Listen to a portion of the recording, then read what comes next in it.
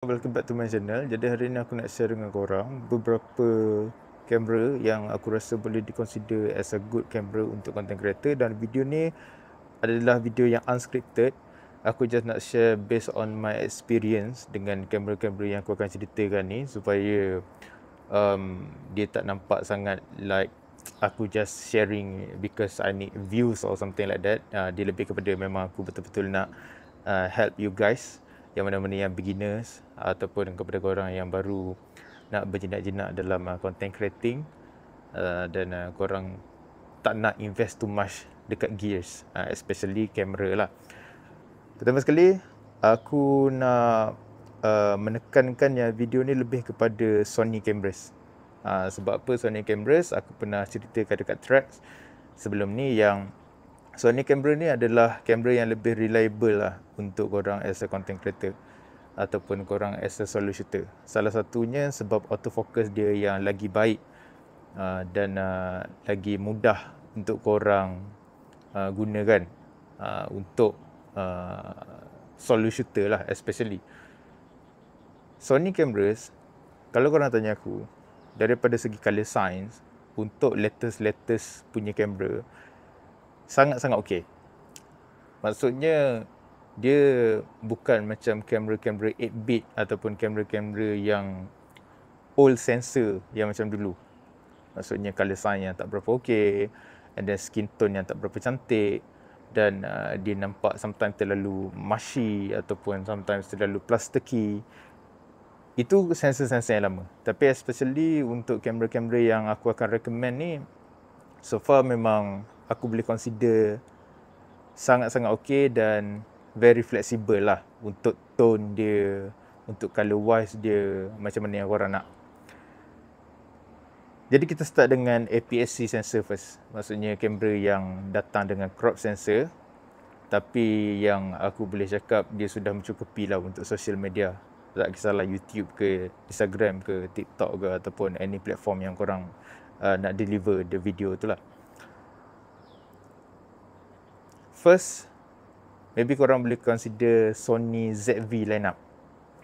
Sony ZV lineup ni either ZV-E10 ataupun ZV-E10 Mark II. Kalau korang nak lebih fleksibel daripada segi grading ataupun korang nak lebih fleksibel daripada shooting wise. Cuma ZV-E10 Mark II ni korang kena put consideration dia tak ada IBIS ataupun in body image stabilization. Bermakna dekat sini kalau korang nak menggunakan sorry guys, aku punya bateri mati pula tadi. Okay, kat mana tadi? Okay, ZV-10 Mark II ni satunya korang kena put consideration dia tak ada in body image stabilization. Bermaksud kalau korang handheld ataupun korang punya rig tu agak ringan, korang kena berhati-hati sikit lah.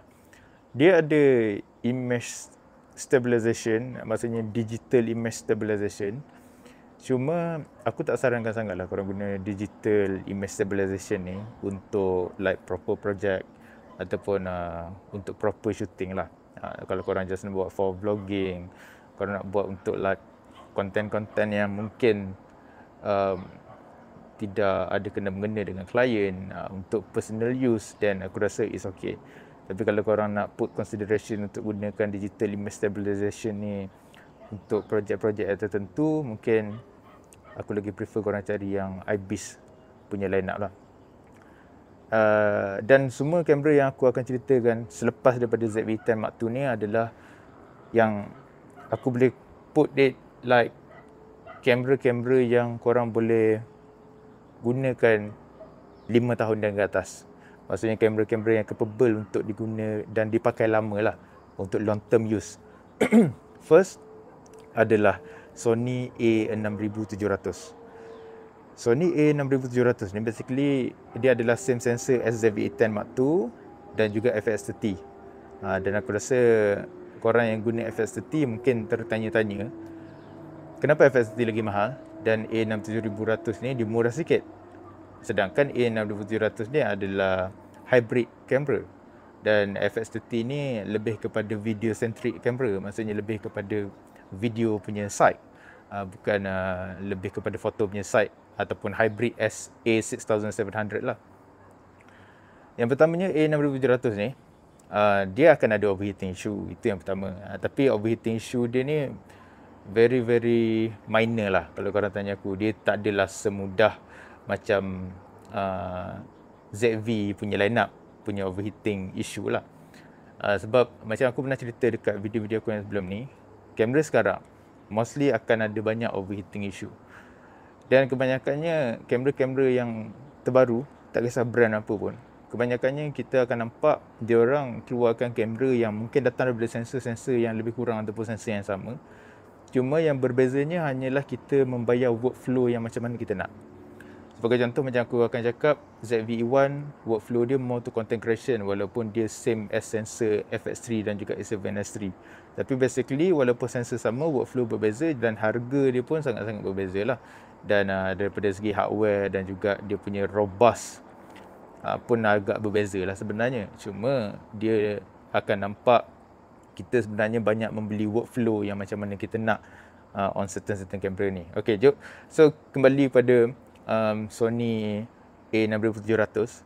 Sony A6700 ni mostly lebih kepada korang yang mungkin content creator ataupun solo shooter, yang di mana korang shoot gambar dan dalam masa sama korang shoot juga video. Basically dia hybrid kamera lah.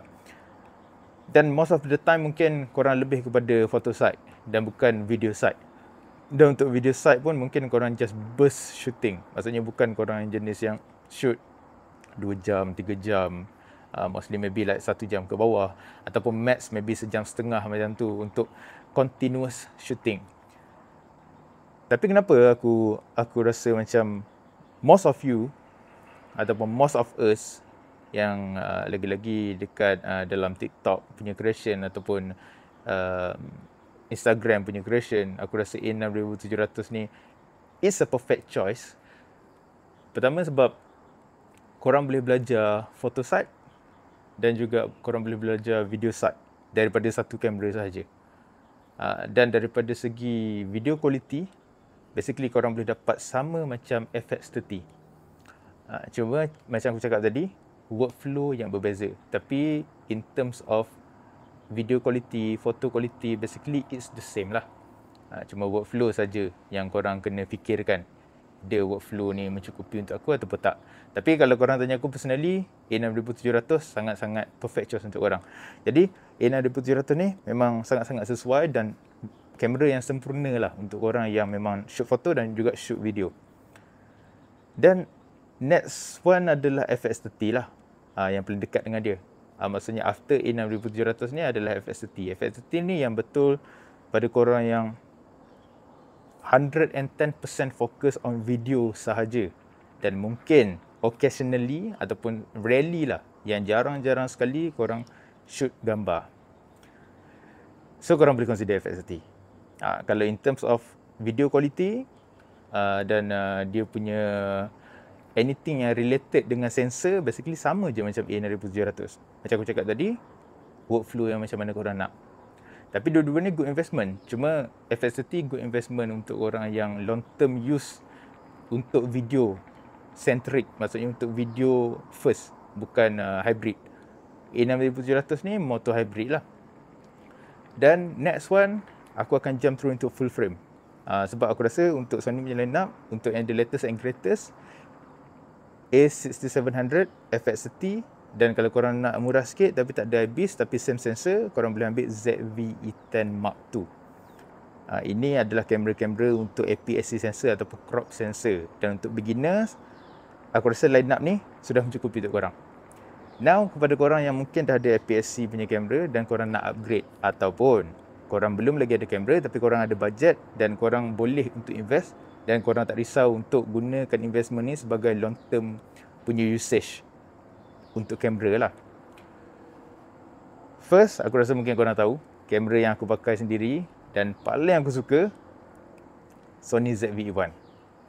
Sony ZV-E1, dia lebih kurang macam mana, kalau aku boleh letak dia put dalam kategori lah, full frame ZV-E1, crop sensor ZV-E10 Mark II.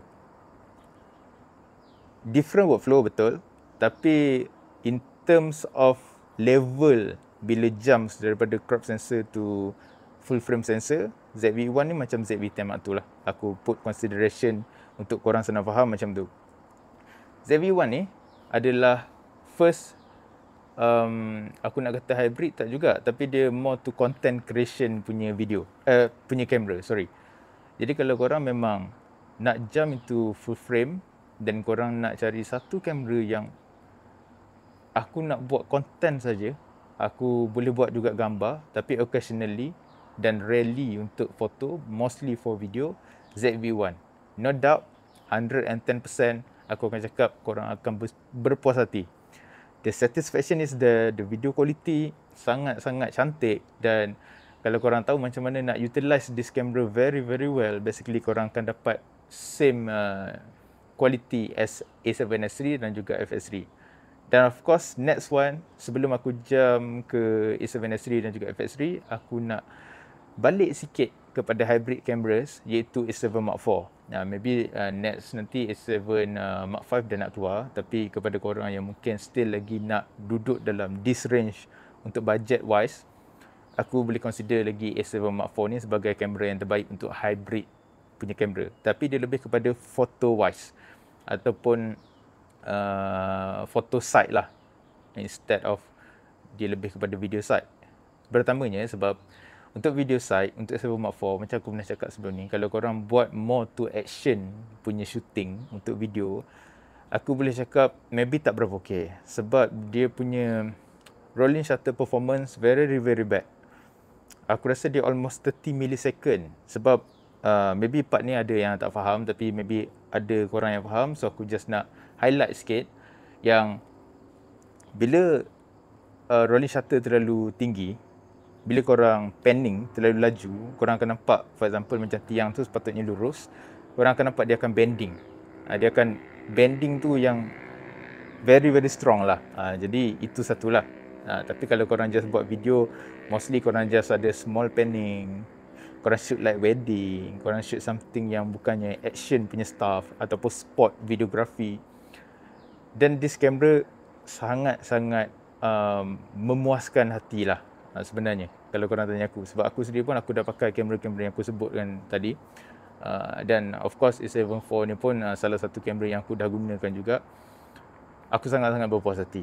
Kalau korang tanya aku untuk daily driver, untuk guna as a content ataupun gunakan sebagai as a vlog camera ke, basically you're not gonna notice too much pun sebenarnya. Sometimes lagi-lagi general people tak akan nampak pun benda ni sebagai satu masalah sebenarnya. Cuma kita yang mungkin agak perfectionist when it comes to technical stuff ni, mungkin agak susah sikit lah kita nak hilangkan benda tu dalam fikiran kita. Tapi it's a good camera.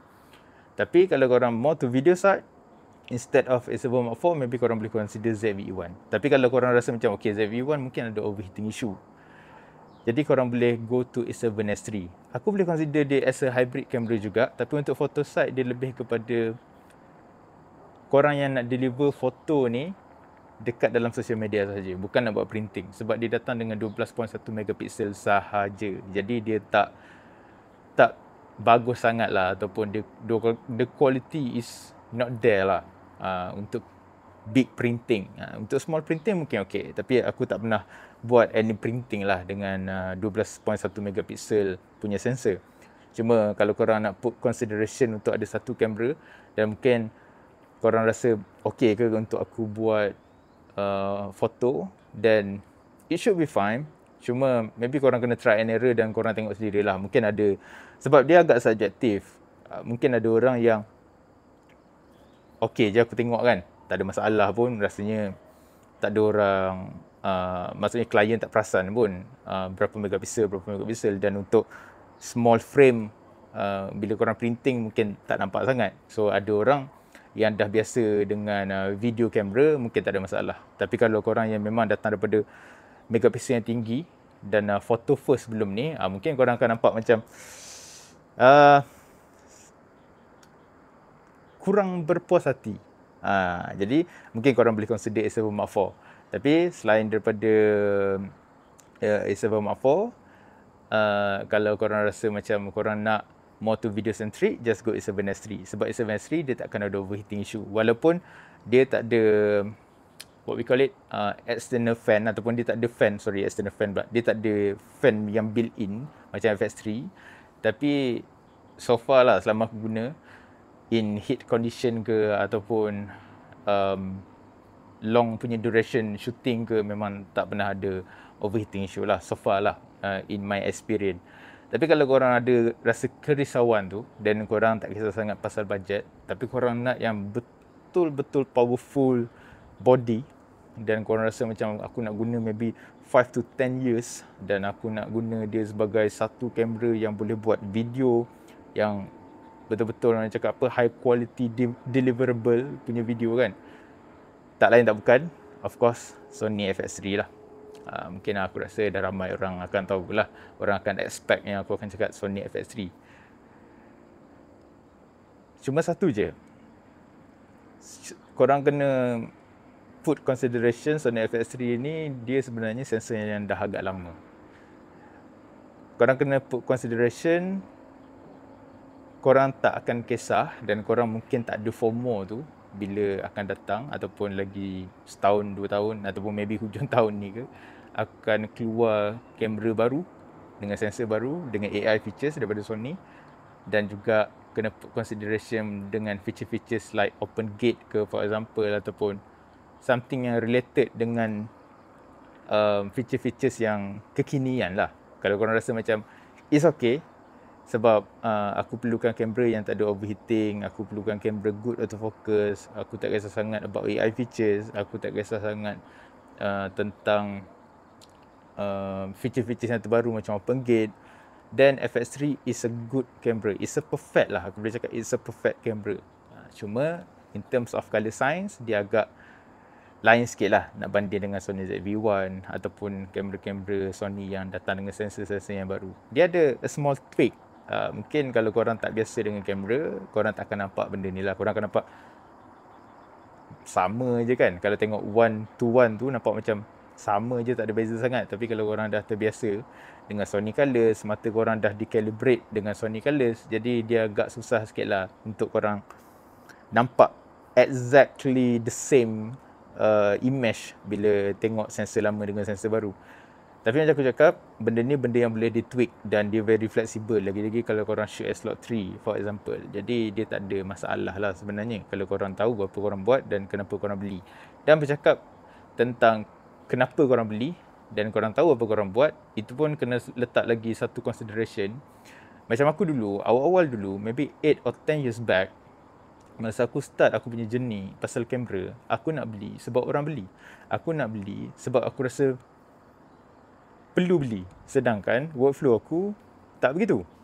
Workflow aku, kalau korang tanya aku, dia lebih kepada lebih daripada mencukupi. Contohnya, aku tak perlu gunakan hybrid cameras. Macam awal-awal tu mungkin aku rasa sebenarnya aku perlukan video kamera je. So aku tak perlu beli macam A7R ke. Maksudnya yang mahal-mahal sangat, sebab aku tak gunakan dan tak utilize the camera begitu useful lah. Jadi itu pun korang kena tanya juga. Melainkan korang tak kisah about money, korang rasa macam aku beli sebab aku ada duit dan aku rasa mungkin aku pakai, then it should be fine. Tapi kalau korang rasa macam budget sometimes okay, sometimes tak okay, and then korang rasa macam aku nak put consideration untuk beli kamera ni untuk keperluan yang secukupnya sahaja, then kena letak consideration kamera mana yang sesuai untuk korang. Sebab sekarang ni zaman yang di mana korang akan beli workflow, bukan body semata-mata. Sometimes it's the same sensor but different workflow sahaja. Jadi consideration ni korang kena pertimbangkan sebelum korang beli. Jadi kita recall balik sebelum aku habiskan video ni, dan aku harap video ni bermanfaat lah kepada korang yang tengah mencari kamera ataupun kepada korang yang beginners lah. First, ZV-10 Mark II lebih kepada hybrid shooter tapi tak ada IBIS, but it's good for content creation dan juga personal use. Kalau korang nak yang rendah sikit, korang boleh consider ZV-10 sahaja ataupun ZV-1 ke. Itu mostly memang betul-betul yang sangat-sangat beginners lah. Next part adalah A6700, mostly untuk hybrid shooters, dan dia datang dengan 10 bit punya cameras, 10 bit punya sensor, sorry. Dan ini lebih kepada korang yang nak guna kamera ni untuk long term usage dan investment untuk korang yang betul-betul bajet tak terlalu tinggi tapi nak kamera yang high quality. Dan kalau korang yang tak kisah sangat about hybrid, korang tak selalu sangat shoot foto tapi korang mostly to video punya side, korang ambil FX30. Dan kalau korang nak jump into full frame punya lineup, sebab untuk APS-C punya lineup, aku consider 3 dan 4 kamera tadi tu sahaja yang betul-betul korang boleh simpan lama kamera tu. Dan untuk full frame pula, first Sony ZV-1, ini memang untuk content creation saja. Maybe foto tu occasionally lah ataupun rarely lah guna kamera ni as a photo. Cuma kalau korang tak nak ada overheating issue dan korang nak yang mungkin agak hybrid sikit, korang pergi ke A7S III. Same sensor, mungkinlah ada different tweak sikit sebab macam aku cakap tadi, sensor dia sensor yang lama sikit A7S III dengan FX3 ni daripada ZV-1. Tapi korang akan dapat EVF dan korang akan dapat full package. Overheating tak akan ada, so far from my experience lah, tak ada. And then korang akan dapat kamera yang boleh buat foto, cuma maybe foto tu lebih kepada social media lah. Tapi kalau korang nak betul-betul hybrid, yang in between, tak kisah sangat video punya side ni ada masalah ataupun bukan masalah lah, dia lebih kepada cacat sikit lah, which is rolling shutter yang quite bad, korang boleh consider A7 Mark IV. Dan kalau korang betul-betul nak, this is it, the perfect camera yang aku nak, dan long term usage punya kamera, maybe bertahan 5, 6 ataupun 7 tahun ke hadapan, dan dia adalah full frame kamera, Sony FX3. So itu saja lineup yang aku boleh consider kepada korang as a beginner ataupun korang as a content creator wannabe, ataupun korang yang memang baru-baru sangat nak berjinak dengan kamera, APS-C lineup. Dan korang yang nak upgrade daripada APS-C ataupun korang ada duit untuk beli long term usage punya kamera, go to full frame yang aku dah ceritakan kepada korang tadi. So stay tuned guys, see you guys on the next one. Stay safe.